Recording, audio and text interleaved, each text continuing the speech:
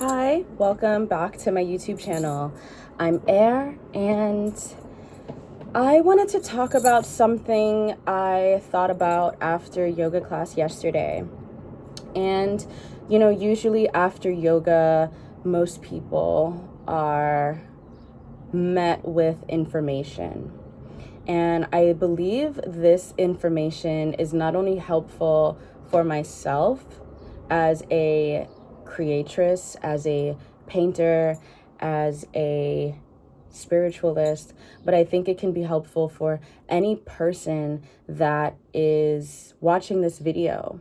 And if you find that you're on a journey where you're feeling compelled to make great changes for yourself, but you don't know where to begin, maybe listen to this video because there might be some information that can help guide you. After class yesterday, I felt a deep sense of stillness, of course, and I did not desire to talk.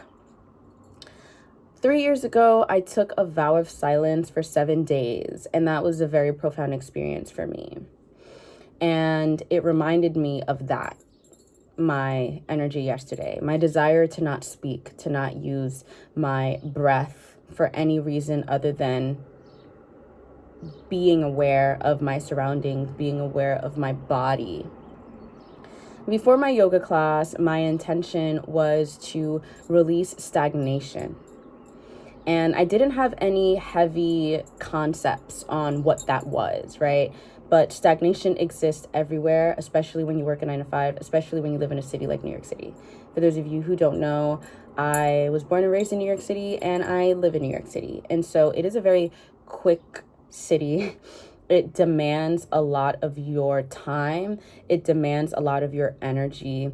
And working in this city is just as hectic. So a lot of us here don't get that time for ourselves. And then when you add in your personal relationships, like your romantic relationships, familial relationships, your friendships, so much demand for you to show up to the point where you forget to show up for yourself. But I don't think that this is something that we as New Yorkers are suffering from. I think that America, North America, and quick-paced cities like New York City, it demands a lot out of you.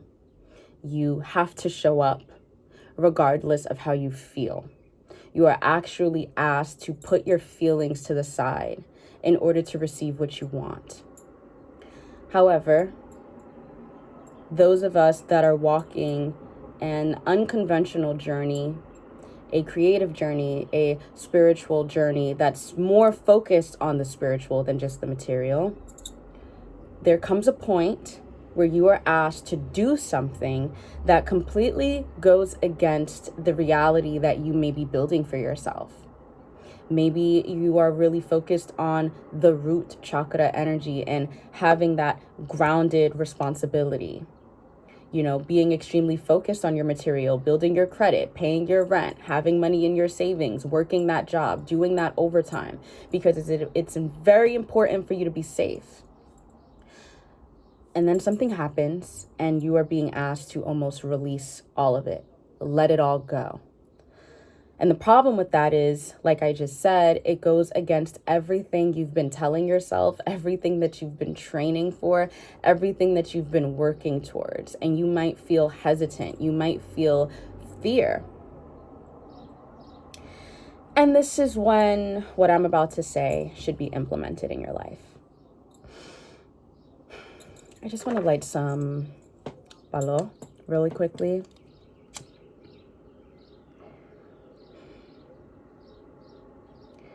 Our external world exists as a form of communication, right?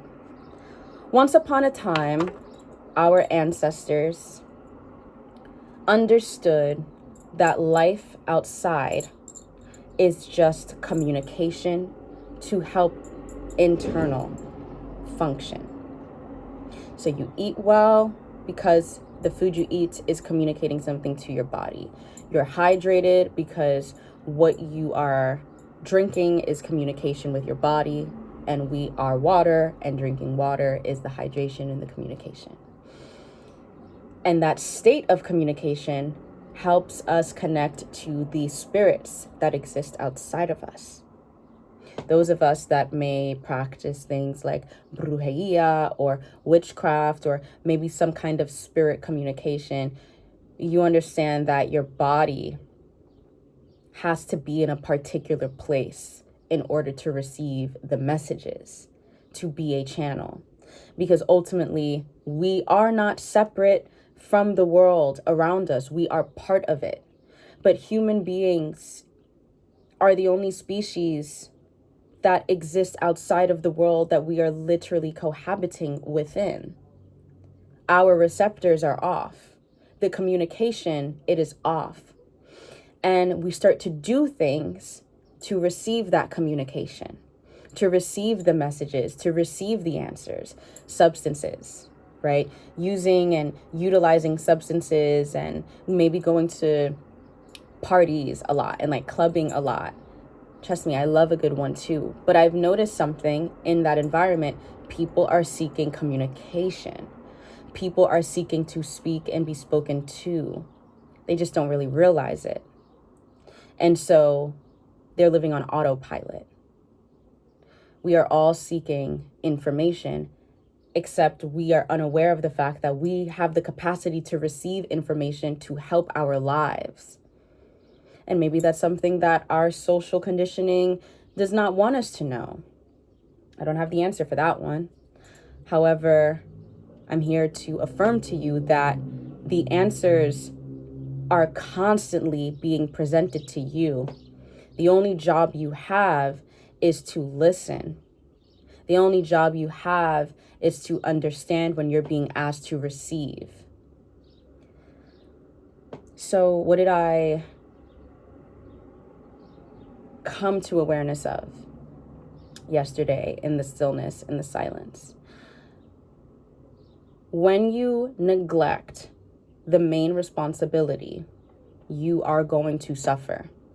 And the main responsibility that we have, it is ourselves. This includes mothers and fathers. You cannot put yourself last when you have children, because your children will grow up to resent you. Because your children did not ask for you to put them above all. They just asked for you to be present with them, to evolve with them side by side, to be that guide. But you can only be a guide when you know how to listen to the guide within. So even mothers and fathers and grandparents, parents, even parents that have the biggest responsibility in the world, still cannot neglect themselves. Otherwise, they will not be a good parent. So my point here is, when you begin to neglect the true responsibility, which is the responsibility of self, you're going to suffer. And you are going to have that reflected back to you in the physical space. Your boss might be more micromanaging than usual. Your romantic partner might become emotionally negligent in ways that you didn't expect.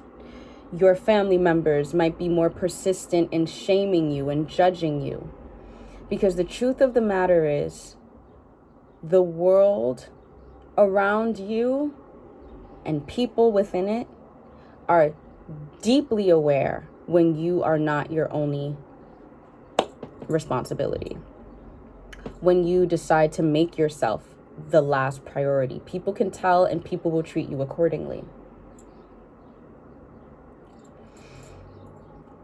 And when you make yourself the priority in your life, the main responsibility, you are affirming to other people, when I pour into myself, I can be better for you. I cannot be this space of emotional refuge for you. You have to be the emotional refuge for yourself, and then we meet as one. So what does this have to do with the big changes that I spoke about? What does this have to do with the evolutional period of a spiritual journey? What does this have to do with anything? It means you start to treat yourself as if you matter. You start to exist in the world as if you are worth something, even if that something is just communication. When your inner guide is telling you that you have a path to follow, it requires you to slow down, not to speed up. It requires you to let go, not to attach. It requires you to feel that level of trust so that you can be given the next steps. It is constant conversation. It's constant conversation. It's constant communication. It is a language that we are speaking. Tarot cards, oracle cards, pendulums, spiritual guides simply exist to help us connect in the here and now so that we can receive information to help us with the next steps. Your journey is dependent on your receptive levels. If you cannot receive information, you are going to be led astray. It's really that simple. So if you're watching this video and you're like, I clicked on it because I feel like I'm supposed to do something different in my life, but I don't know what it is, my advice to you is look at all of the ways in which you're not pouring into yourself right now. What kind of mindfulness practice are you investing in? Are you giving yourself the time in the morning to sit and receive?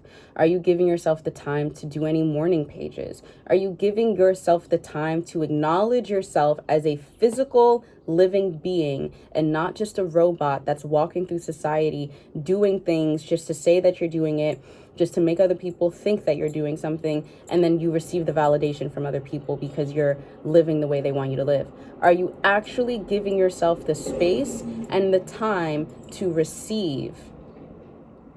We all have these receptors. We are all connected to the things outside of us.